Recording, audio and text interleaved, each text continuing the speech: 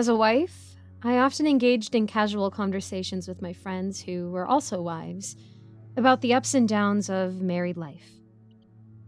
It wasn't solely positive or negative, every aspect had its own blend of good and bad. However, sharing the less favorable aspects of marriage with my fellow wives helped maintain the strength of my own marriage while relieving stress from my mind. At one point, I confided in my best friend Amelia about my husband Randy. Over the course of our 4-year marriage, he had undergone significant positive changes, for which I should have been grateful. Yet, I couldn't shake the feeling that something was amiss. What? Your husband has become more romantic, sweeter, more attentive, and you suspect him because of that? Many women would desire such qualities in their husbands, in case you didn't notice, Amelia responded with a hint of humor in her voice. Or could it be that you suspect his change in behavior is because he's hiding something, like an affair? She whispered to me. No. I mean, I did suspect that at one point, but there was no signs of anything like that, I replied, sipping my coffee. It's not what I meant. I mean, physically, he looks the same down to the smallest details. The birthmark, the scars from his college days, even the way he spoke. But deep down, I felt like he wasn't the man I married 5 years ago, I explained. How so? Amelia asked. I don't know, Ames. I just feel it. When did you start feeling this way? She inquired again. I paused for a moment, gazing at the ceiling of my house, trying to recollect my memories. About 3 years ago, I responded. It was true. 3 years ago, I sensed something different about him. He seemed slightly uncomfortable, as if he wasn't accustomed to certain things he used to be experienced with. However, as time went by, things appeared to return to normal. Nothing else struck me as peculiar, aside from the occasional uneasy feeling. I did try to confront him about his apparent change, which resulted in a heated argument. However, none of our arguments provided evidence to support my suspicions. Perhaps I was overreacting, but I asked him about our shared moments, even the smallest details that only we knew. Surprisingly, he answered everything flawlessly. Despite his successful efforts to prove himself, I still felt uneasy. With each passing day, my uneasiness grew stronger, fueling my thoughts. Apart from my uneasy gut feeling, he transformed into an ideal spouse rather than the opposite. You could call me ungrateful or anything, but as much as I wished for a perfect partner, I have come this far to realize that there is no such thing as a perfect partner.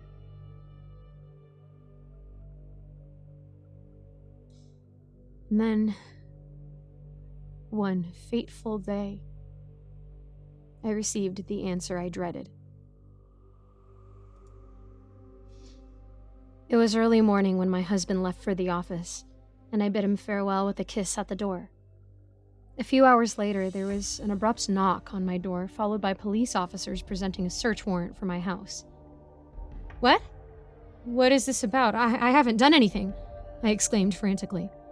We're looking for your husband, the detective informed me.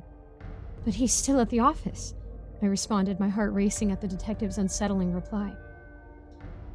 No, not that one, the detective clarified.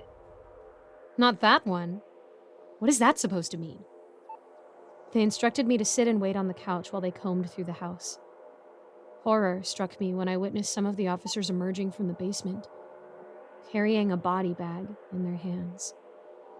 Wait, what? A body bag? Is there a dead body in the house? Who is that?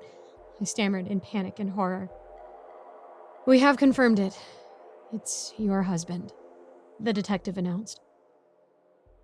I was shocked. It felt like my heart had stopped for a brief moment. No, that can't be. He's still at the office. I saw it with my own eyes. When he left the house, I got into his car this morning. I pleaded once again with the detective. The detective beckoned me closer. He was well preserved due to mummification. So it's safe for you to see and verify, the detective explained as he unzipped the body bag, revealing the lifeless face of Randy, my husband. Have you ever felt that something was off about your husband lately? The detective asked me when I finally managed to gather myself. Well, to be honest, yes. But whenever I confronted him with personal questions, he always had the right answers, I explained. He was an expert. It seems he diligently followed your every move before deciding to assume your husband's identity. He studied your husband's scars, learned to mimic his speech and gait, everything. This man is a deranged stalker. It's nearly impossible to distinguish the two apart, except for your intuition, the detective revealed. I sank back onto the couch, burying my face in my hands. I had no idea how to react or what steps to take next. I wonder how long he's been impersonating my husband, I mumbled. Based on our medical examiner's findings in our investigation, we can roughly estimate the duration, the detective informed me, pausing for a moment. I'm sorry, ma'am, but did you perhaps live with your husband before you got married? He asked politely, sitting next to me on the couch. No, I replied. I moved in with him after we got married. Regarding the questions you asked during your confrontation, when did the events related to those questions occur? The detective inquired. I stared at the detective, consumed by disappointment and anger at myself. I was certain my face turned crimson with embarrassment. Dear God, I murmured as I forcefully slapped my own face with both hands. Ma'am, the detective tried to console me. 3 years, I responded. It all started 3 years ago at those events. No wonder. Suddenly, the detective reached into his pocket and pulled out a vibrating cell phone. Yes, Detective Roberts speaking, he answered the call. After listening for a moment, he ended the call with disappointment, evident in his face and voice. Great, he muttered. What is it? I asked. The other half of my team was rushing to your husband's office at the same time I rushed here. We were attempting to apprehend him, he explained. My team just reported that he isn't in the office. It appears we were too late, he continued. Only God knows where he'll be and who he'll transform into next.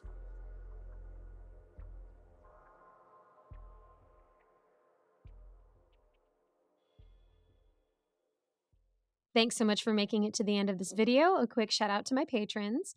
Seven Cities Journalist, Mr. Sankofa, Austin My Love, Rinku Star, William Hartley, Cupcake Kips, Alonzo, IC Narrates, and Jesse Hartley. And guys, every month I put in the description a different cause or organization or charity to give money to donate. Me, myself, I'm devoutly Christian, so these are the places that I tend to include in my tithing for the month. And if you so feel led to give back to someone in need who really needs that operation for that super rare disease, or to relieve a family of their grief and their loss, or even just general natural disaster funds, it would be so wonderful if you guys could check out the links in my description, or even just go off and find another cause that you would like to donate to. I highly encourage it. Even if you can only give $1, it is so good to help people in their time of need. And I love the idea of paying it forward. And hey, if you're one of my patrons and you're giving to me monthly and you don't have enough funds to do both, to support me and to support someone else in need, I also highly encourage not being my patron, even if you do want to eventually in the future, and giving to that other person. I would really appreciate that, guys. Let's make this a world that loves and cares about each other. And aside from that, thank you guys again for watching and also for your continued support.